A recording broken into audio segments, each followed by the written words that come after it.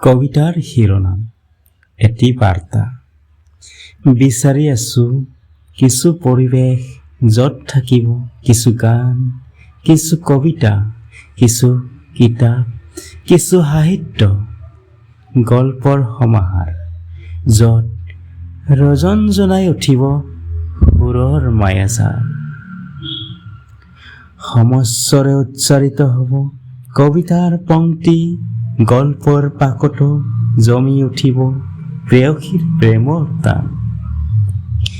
যদিহে গঢ়া এইটো চৌপাশ পৰত নিশ্চয় বিয়পিব সুবাস সুন্দৰৰ, সুবাস সুন্দৰৰ। বাবা তাতেই মাদকতা জীৱনৰ, অনুভৱ বৰফুলিব বিয়পাই সুৰভি, আধ্যাত্মিকতাতো আহিব মন, হেঁপাহতো বাঢ়িব জীৱনক সঠিক কৰাৰ পণ, সঠিক কৰাৰ পণ।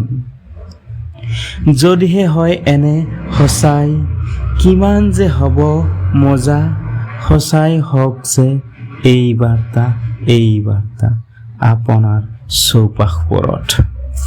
ধন্যবাদ।